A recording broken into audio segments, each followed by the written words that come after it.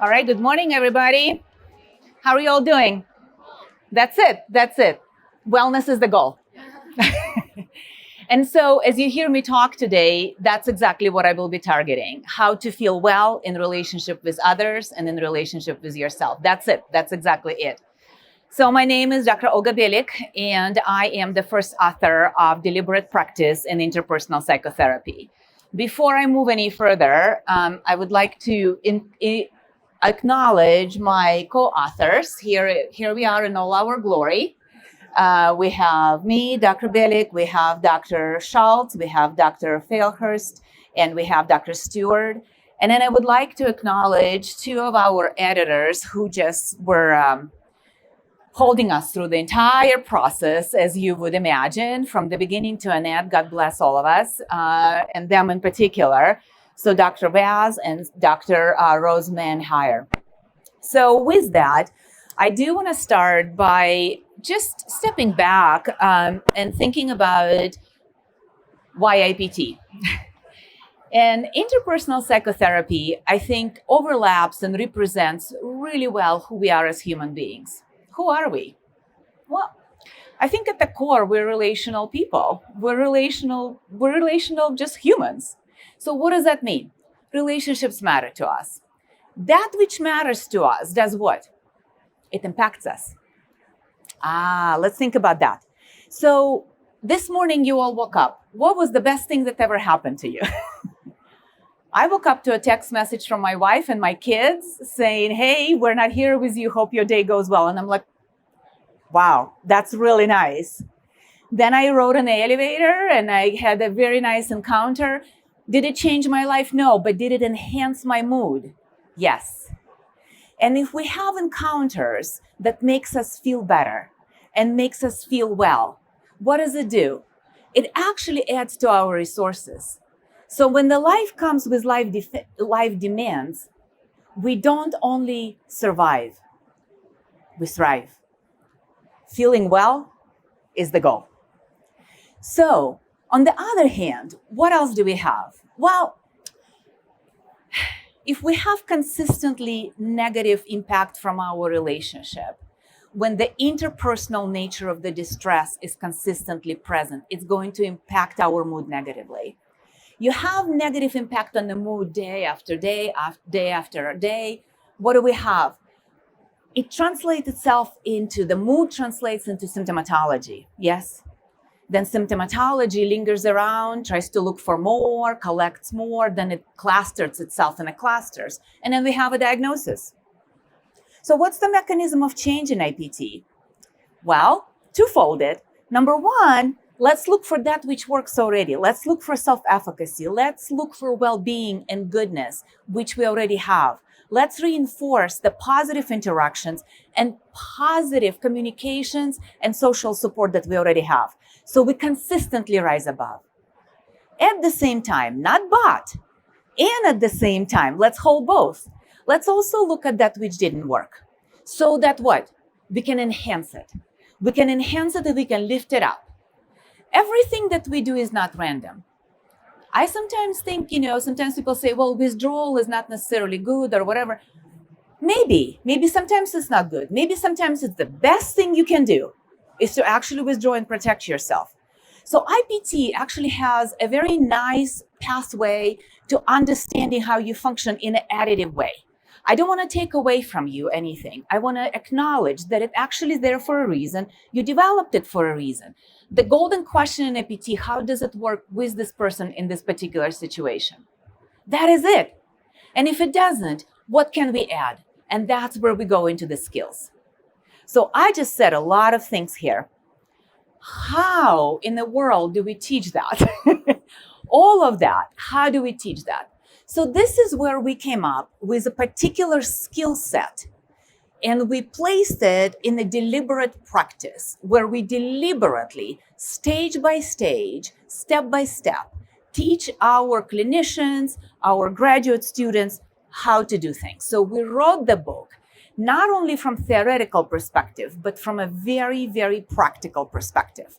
So let me tell you what's in the book, And actually, I have a book here. I'm going to pass it around if you guys want to take a look at it. It's a lot.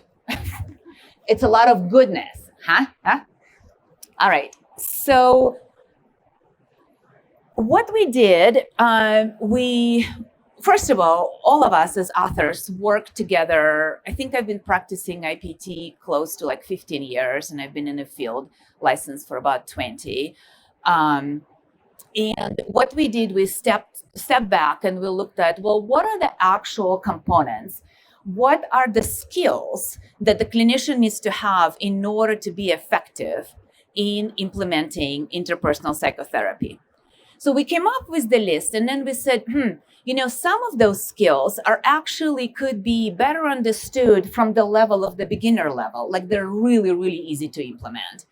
And then you move in, like, for example, when we're looking at interpersonal framing of distress, how to conceptualize interpersonal distress, meaning that everyone comes in therapy with some sort of distress, right? So we all know that. So in IPT, we're looking for interpersonal space, interpersonal distress in particular. That's a particular skill. So as a side note, we all know, like when we think about our competencies, what do we think? Well, we think three pillars, at least three pillars. The knowledge? Well, that's nothing without the skills and then the attitude. And so when we look at the interpersonal framing of the distress, that's the attitudinal point of view. So how do we even understand what's unfolding in front of us? So that would be the intermediate level. And then there's advanced level of the skills, which is communication analysis, how to understand what went well in any communication, what didn't go well, and how really bridge it and target it to teach new skills. So that's the advanced level. Okay, so then we looked at it, we put it all together, and then we're like, still not enough. Let's gradate even more. Why don't we look at each skill? So let's say interpersonal inventory. And we, in return, took each skill and we broke it down again by your practice at the beginner level, intermediate, and advanced level.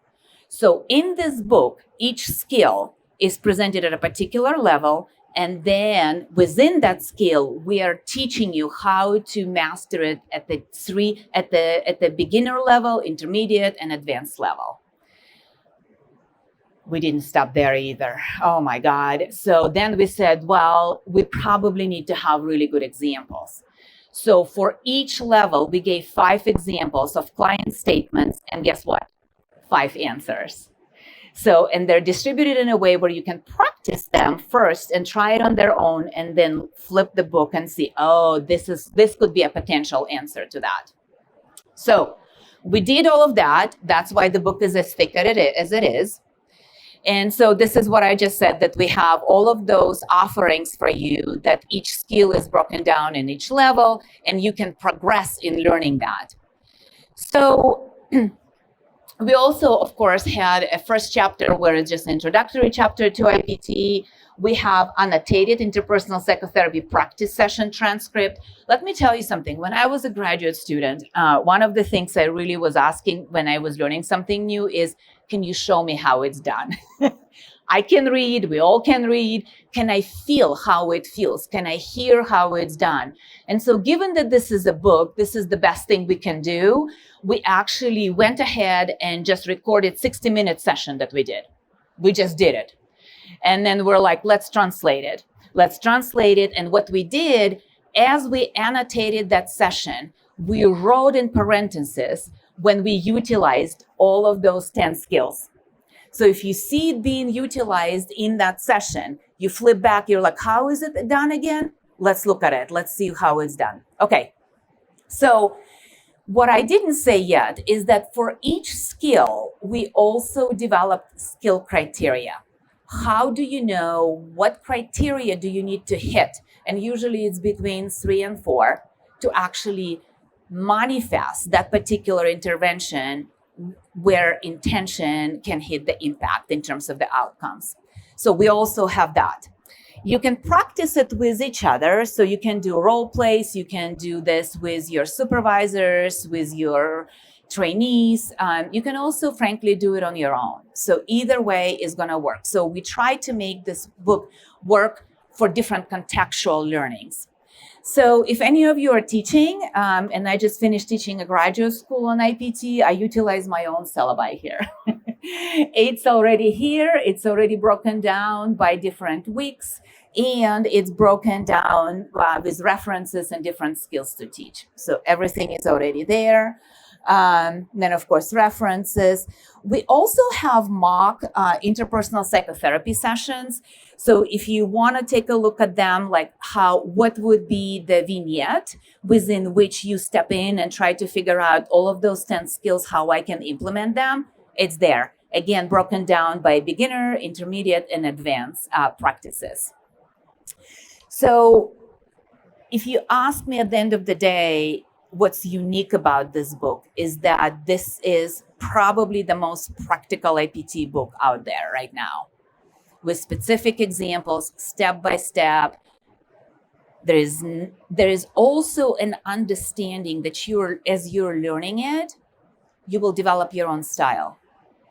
I think it's really important for us to understand how the same intervention could be delivered in congruency with who you are, in alliance with who you are, so it's most genuine and most honest. That I think is really important. So there's quite a bit of flexibility there at the same time as we have guidance. So let me see, I already talked about the role play. So I have a little bit more time left, and I think about 5 minutes. So I was going to play with you a little bit, and the way that I was going to play, you don't have to, but if you want to, join me in trying to figure out what is the first exercise that we have, and I'm gonna direct you through that and see what comes up for you, just for you to experience that. So the very first exercise we have is interpersonal inventory. And we actually broke it down into interpersonal inventory 1 is how to administer it, and then interpersonal inventory 2, how to follow up on that. So here are the skill criteria for the interpersonal inventory 1. So the skill criteria is number 1 is to present the plan for the session. So today we're going to talk about interpersonal inventory. You just met the criteria 1. Criteria number 2, present a rationale for the use of the interpersonal inventory. The reason I'm inviting you to do interpersonal inventory is because it's going to help the two of us understand the nature of your interpersonal support, what works for you, what doesn't work for you. And so that's criteria number 2, I just met it. So see how easy and nice and easy and direct. And number 3, so what I want us to do is I want us to think about all the people in your life. Do it. So think about all the people in your life. And as you're thinking about them, I am sure that some people came a little bit closer, some people came a little bit further, and yet really some came really further away. And then some you're like, oh, you're in a different room, please stay there. So what we call this is intimate support, close support, and extended support. I see the two of you hugging each other. Did you get each other into intimate support just now? You're like, yep, you're right here. So, and then we ask the clients, you can say, put maybe 5 to 7 people, whoever came to mind, and here is intimate, close, and extended support. And then after we're done, we'll talk about all of those people. Do you have any questions? So I just met criteria number 3. And then by explaining what the circles are about, and then I said, you have any questions? That's criteria number 4. That's it. Nice and easy. And there are actually scripts written, like in a different way how you might want to do it. Okay. So once it's done and clients is finished, then we go into the second skill. And the second skill is when we're asking the client to reflect on that. And so we not only tell you for the second skill how to do it, we also have an addendum where there's a troubleshooting. So for example, what if the client puts you on the interpersonal inventory? What do you do? Well, I mean, my approach is that it really is never about me, but it is about something that we have created together. There's a value in what we have created together. And so the better question to ask is, what is it about us when we come together that resonates with you? And undoubtedly, whatever the client says has to do with their values. How strong is that? Right there. What a strong intervention. And is this a value of yours? Who else are you looking in your life that has very similar way of impacting you and you impact them? Let's look at the interpersonal inventory. How lovely is this? Oh my gosh.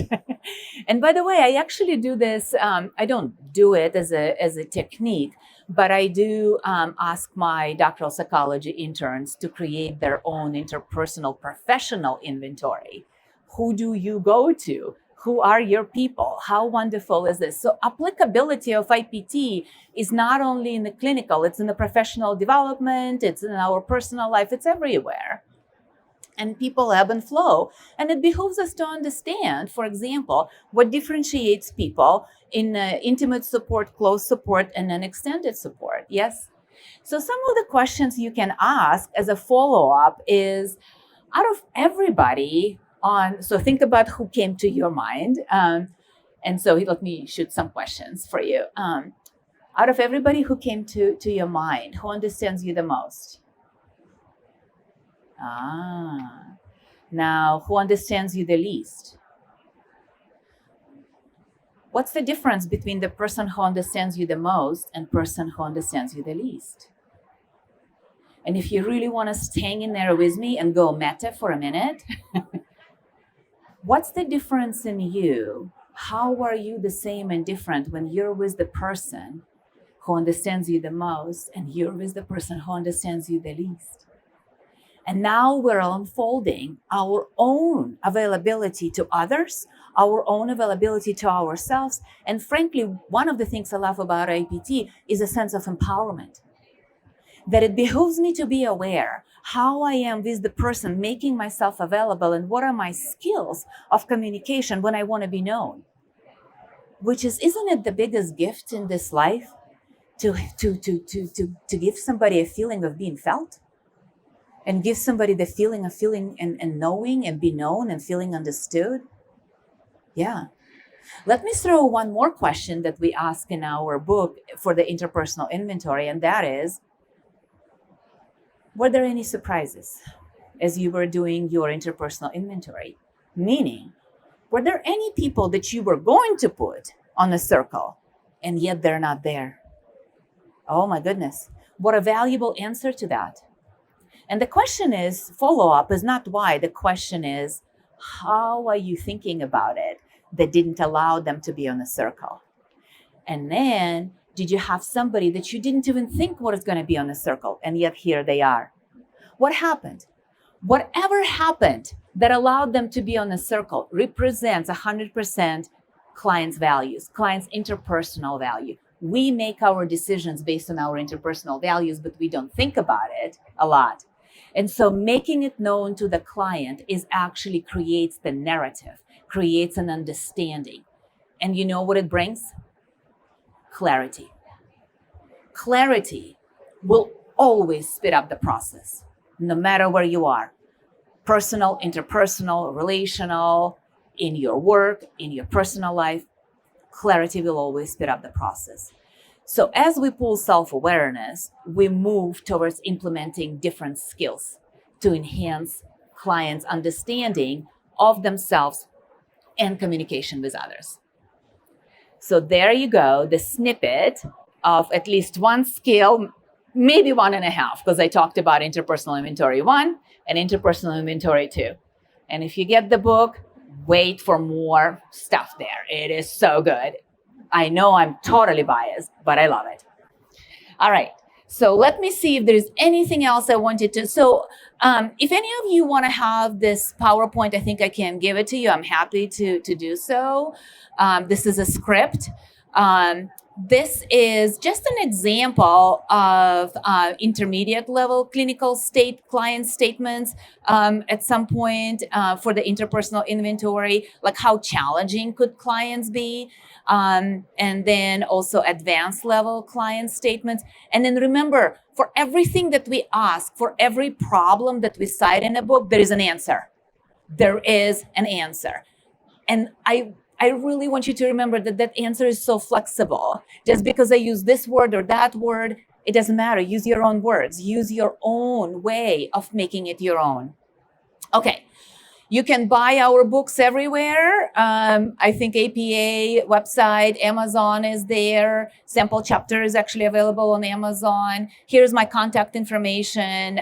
We not only try to disseminate the book, we also do trainings. I'm happy to respond to that. And I want to thank you for this time. And all of you were nodding and smiling. You've been so good to me. Thank you so much, and to yourselves.